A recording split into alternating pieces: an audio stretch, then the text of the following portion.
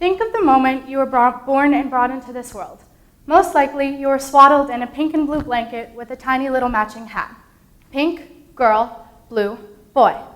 From the moment we enter the world, we are put into a system that immediately benefits those that are cisgendered.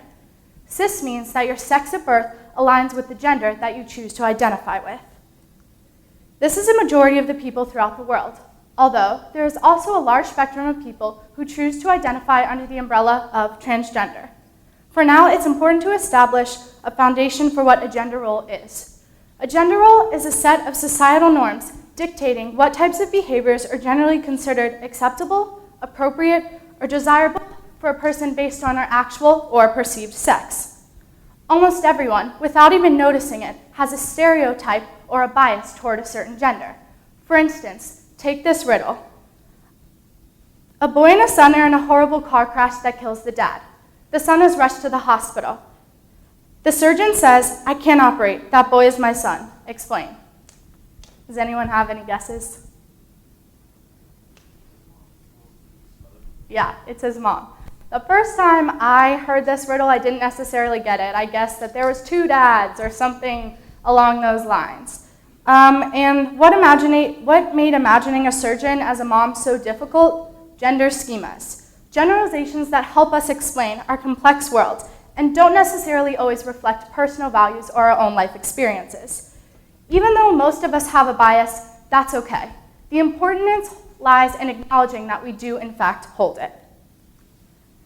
I'm not sure about you, but I can tell you that I vividly remember walking down the aisles of Target and being engulfed in a sea of pink. Strolling down aisles of Barbies and princesses, I assumed I was in the right place. I have a twin brother who would be on the opposite side of me exploring trucks and Legos. Unless you're operating your toy with your genitalia, which I'm pretty sure children are not, there's no reason why boys can't play with girls' toys and girls can't play with boys' toys. This isn't even necessarily the problem. The problem lies that these boys and girls sections even exist. Gendering toys and other products at a young age has proven to have a negative effect on children later on in life. Not only do these harsh gender stereotypes affect what we can play with and shape our minds, but these stereotypes often grow up to affect young girls and who they may become. Studies show that 66% of fourth grade girls show an interest in pursuing a career of science and math, but studies show that only 18% of females go on to be engineering females. The language we use around young girls and adolescents is so crucial to the way they begin to transform and as well as view themselves. The importance lies in allowing kids to play freely. We need to focus on these skills of not taking part in shaming people who don't conform to the normal gender stereotypes. We need to talk to kids about stereotypes and advertise without gender bias in order to cultivate a more inclusive future. So much of these infused gender roles create serious gender inequality as we begin to grow older, especially the margins when it comes to marketing hygienic products. Sadly, and shockingly, to me at least, only 5 states have actively made the decisions not to tax tampons: Maryland, Massachusetts, Pennsylvania, Minnesota, and New Jersey. From my personal experience, I have confidence in saying having a period is not a luxury, so I'm confused as to why it's taxed as one. This luxury tax affects many lower-class working women who continually struggle to make ends meet. What I also find very striking is that some men's products, including shaving cream and razors, are taxed as essential items or necessities, and therefore they don't have a tax. Hopefully, by 2035, these harmful taxes against women and their necessities will be outdated, and instead of 5 states without the tax, we'll have 50. It's simplest put this way. Sex is what's in between your legs, and gender is what's in between your ears. It took me a little to fully grasp the concept of this, but once I understood, it became quite simple. Gender and sex could be completely related or not at all. So, what is gender identity? Gender identity is a person's private sense and subjective experience of their own gender. Just like many other things, gender is a spectrum, and it's fluid. One's gender identity, biological express, and gender expression could be completely tied or not at all. For me, my assigned sex at birth was female, which happens to align with my gender identity. I happen to love being a woman. I love other women, everything that the women's rights movement has fought for, and especially the opportunity that I may be able to one day give life. This is where the spectrum that we were talking about earlier comes into play. There's a wide range of people who fall underneath this spectrum, who struggle to identify with either strictly male or strictly female. That's why there's an in-between, or gray space, for those people who don't subscribe to pre-existing gender identities. A concept I'm a firm believer in is intersectional feminism. And I know that can be kind of a scary word, but it's really not once you get to understand it. Intersectionality is a type of feminism that looks at how women of different backgrounds experience oppression. The more narrow version of a cisgendered, heterosexual, able-bodied female does not encourage the foundation of feminism, which is the belief and the advocacy of all women's rights on the grounds of political, social, and economic equality to men. Some of the core fundamentals of understanding intersectional feminism encompass examining our own privileges, listening to one another, and practicing feminism through a broader and more inclusive lens. An issue that's still very present in today's society is equal pay. We know that women are taxed. We know that women only make 77 cents to every man's dollar. But what we also need to acknowledge that African American women only make 64 cents to every man's dollar, and Hispanic women fall even further behind, with only 56 cents to every man's dollar. I'm currently aware that feminism is somewhat of a buzzword and can have a negative connotation or fallacies attached to it, such as it being a man-hating concept. But this couldn't be any further from the truth. Feminism and equality for everyone is a crucial and necessary part of society. Sometime around December-ish, I made the decision to stop shaving. I'm not quite sure there was any specific reason, but rather a multitude of reasons. I'd always thought that shaving was a hassle, and it always made my skin somewhat irritated. The month of December in Northern Virginia can get pretty chilly, so I wasn't going to be wearing dresses or shorts anytime soon. So, in essence, there wasn't really a reason to shave. Eventually, I just stopped. My leg hair became more than just stubble, and my armpits were definitely past that you didn't just forget to shave phase. Overall, I was saving time and not having constant irritation and itchiness.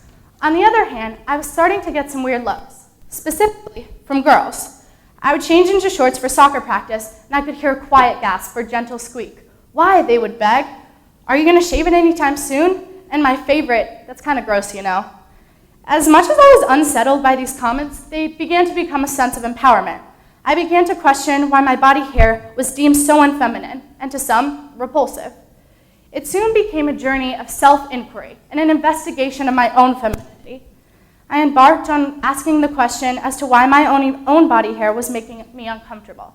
It confounded me as to guys could look at me and deem it disgusting, meanwhile they're covered head to toe in it. It's definitely a double standard worthy of being recognized. I struggled with understanding how something so inherently natural on my female body was deemed masculine the second I did not take a piece of wax or a razor to it. Yes, I'm in favor of dismantling the harmful patriarchy and explaining how the patriarchy is a construct shaming women's natural body hair. Although I was much more interested as to why, even knowing this, I was still so displeased with my own hairy body. It took me at least a month to finally get used to my legs being as smooth as a newborn's baby. Although, despite the fact that this hair in my body was supposed to make me feel more masculine, each day that I didn't pick up the razor and shaving cream, I started to feel more feminine. I started to feel more like a woman. I was able to control how I wanted to present myself.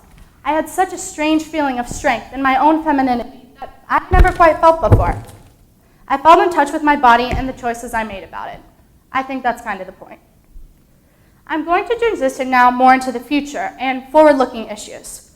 One that's currently playing a large role throughout social media and the news today are gender-neutral restrooms. As some of you may know, South Dakota and now Mississippi and North Carolina, prior to me writing this talk, have passed a bill called the Bathroom Bill. This bill requires that students use sex-segregated bathrooms and locker rooms based on their chromosomes and anatomy assigned at birth. The legislation arrived after much controversy and the states deciding whether transgender kids were allowed to play on sex-segregated team sports. And the bill states that if students do not want to use the bathroom or locker room that aligns with their anatomy and chromosomes, then they should use other accommodations, such as a staff restroom or a nurse's restroom, which amounts to banning transgender girls from using the girls' room and transgender boys from using the boys' room. This bill design implies that true identity of transgender kids must be revealed by testing their chromosomes or examining their bodies. It brings their identity of themselves saying it's either not enough or nothing more than a costume. Although this new law seems quite discouraging, there are other places where gender-neutral bathrooms are flourishing. For example, college campuses. New to campus this fall at Northwestern University will be all gender restrooms or gender-neutral restrooms, like you can see the signs here of what they might look like. These are 2 gender-open bathrooms where students of any age can go in and any expression, and they can feel safe regardless of gender expression or their identity. The number of gender-neutral bathrooms has grown in just the past few years in workplaces and most commonly college campuses.